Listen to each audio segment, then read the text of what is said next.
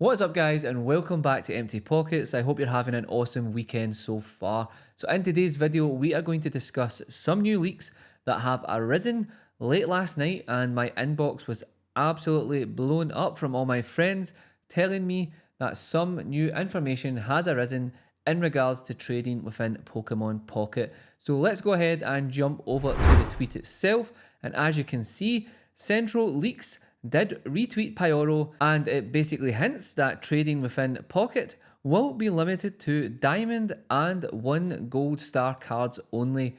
As with every leak, of course, do take these things with a pinch of salt, but what I will say is that Pyoro is pretty well known within the community, especially when it comes to leaks, and he is very rarely wrong. And obviously, if we look at the official future update plans letter, it does state that we are aiming to add a feature that allows certain cards to be traded starting January 2025.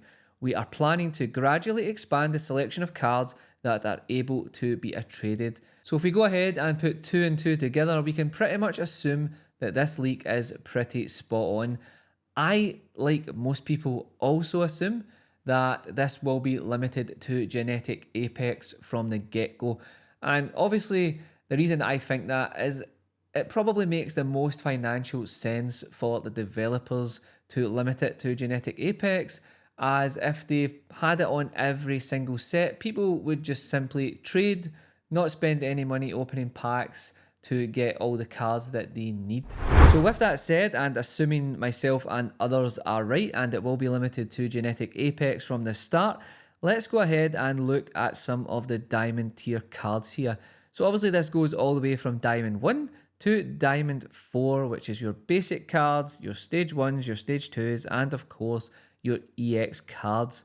And pretty much it isn't a terrible selection if you ask me. You can build some pretty cool decks with these cards straight off the bat, so not too terrible at all. And obviously when you get to the end, it will include some items and of course some supporter cards, which you are definitely going to need going forward.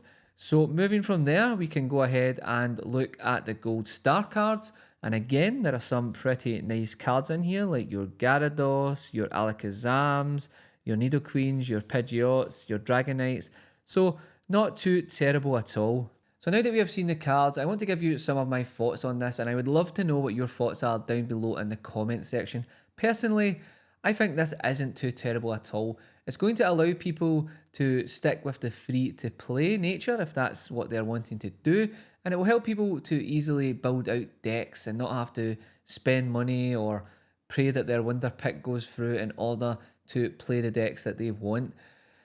The Master Set Collector in me is a little bummed out, as obviously if you have alt accounts or you have friends that have doubles of cards that you want, it would be so much easier to complete sets if other cards were included. Who knows, it may be included in the future, but from my standpoint, this is probably a great way to test out how trading is going to work, and obviously if it is going to work.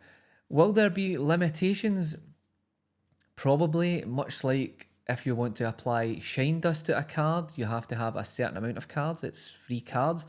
I think trading will probably work that way as well.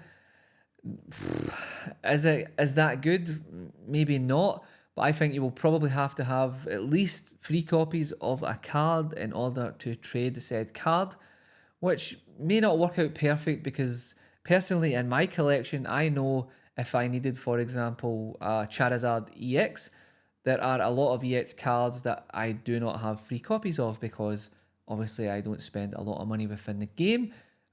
If you do, then you may have plenty of EX cards that you can go ahead and trade up. So let me know your thoughts on that down below. So obviously there are still loads of questions that we need answered, like will promos be included within trading? Will there be a limited amount of trades per day? And obviously, as I said, will you need 3 copies of each card before you can actually trade it? These are all things that we won't know until the developers release an official statement. But overall, from the leak, I will be honest and say that I am pretty happy with how this is panning out. Obviously, I would like to see other cards be tradable in the future, but for now, I think that is pretty fair and a good way to test how the trading system will work. But you can let me know your opinion down below. When will this be released? I think it will probably drop on January 29th alongside the A2 set, which, by the way, if you haven't been saving your hourglasses, I suggest that you do that now. If you love to play the game competitively, then you are going to need to open as many packs as possible, as I'm pretty sure there will be some awesome meta decks to be made from that set. So that pretty much rounds this up, guys. Let me know what you think about this leak down below. Are you happy? Are you sad? Let me know. I will be live streaming on YouTube tonight, so if you want to join in on the stream, chat a little bit more about trading or just chat about Pokemon Pocket in general, I will be live around 7:30 PM UK time. So hit that subscribe button if you want notified.